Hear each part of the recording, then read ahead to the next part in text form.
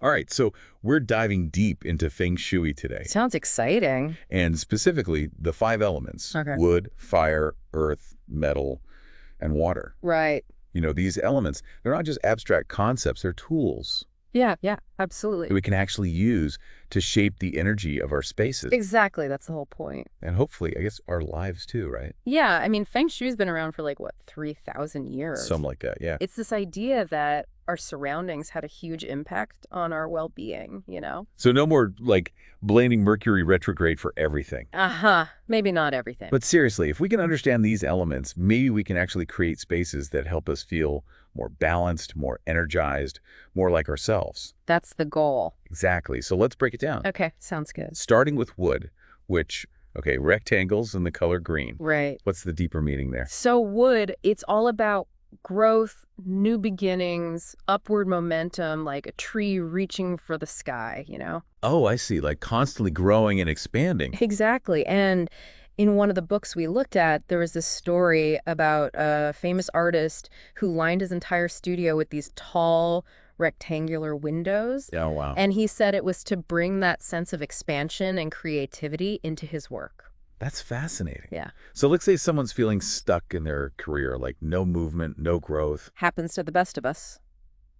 Could they use wood energy to get things going again? Absolutely. Green is a powerful color for that, like bringing plants into your workspace, maybe a piece of art with lush greenery. I like that. A little nature indoors. Exactly. And if you're feeling really bold, a green accent wall could totally change the energy. Yeah, I could see that work. And it can feel really invigorating. Okay, so wood is about growth and expansion. Yes.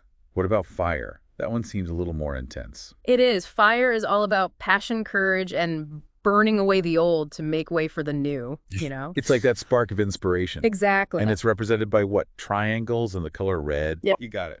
Now, red in a home gym to boost energy, that makes sense. But in the rest of the house, It can be tricky.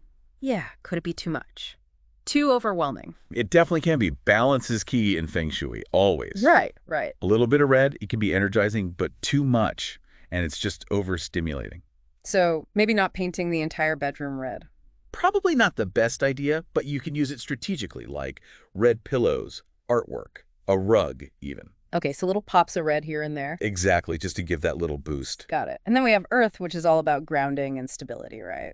Absolutely, it's about feeling rooted, secure, nurtured, that sense of solidity. Like standing barefoot on solid ground, that kind of feeling. Yes, exactly. And it's represented by squares and earthy tones, like yellow and brown. And you often see this in bedrooms, right? Yes, because it's a space for rest and rejuvenation. It all makes sense. It does. So if someone wants to create that tranquil, grounded atmosphere in their bedroom, Earth elements are perfect for that. Okay, so how would they do that?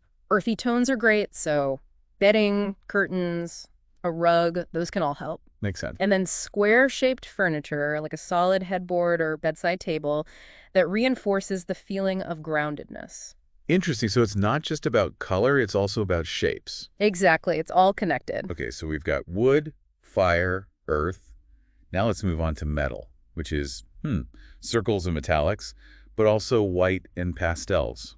Yeah, it's a bit of a mix, but think about it like this. Okay. Metal is strong, refined, even a little ethereal. Metal. Yeah, like moonlight reflecting off a lake, you know? Okay, yeah, I can kind of see that. Those pale colors and circles capture that side of metal. So metal is about clarity, focus, precision, those kinds of things. You got it. Interesting. So if someone's struggling to focus, feeling scattered, could metal energy help? Absolutely. Having metal in your workspace can really help. Like what, a metal desk? That could work, or even just a few metal accessories. Okay. And don't forget about the circles, a round mirror, a globe. Those can help too. Okay, so metal is all about focus and clarity.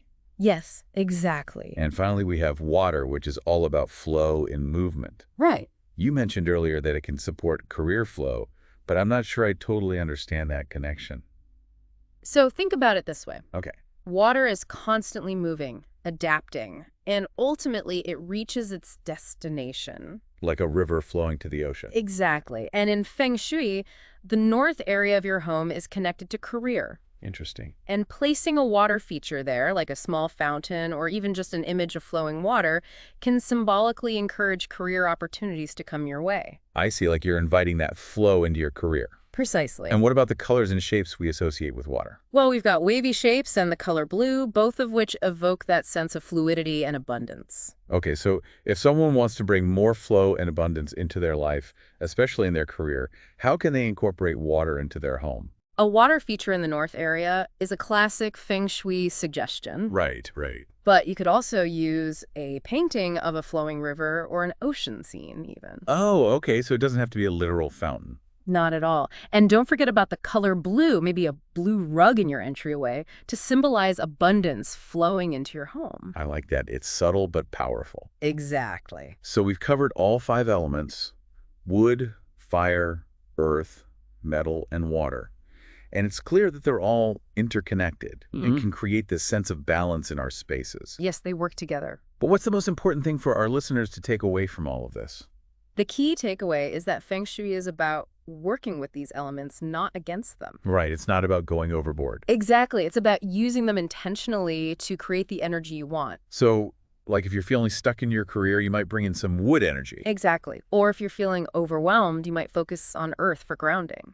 It's about finding what you need and using the elements to support that. This has been really fascinating. I feel like I've learned so much. Me too. And I hope our listeners feel the same way. I hope so, and I hope they're inspired to try incorporating some of these elements into their own spaces. Yes, even small changes can make a big difference. Absolutely, and who knows, maybe they'll see some positive shifts in their lives as a result.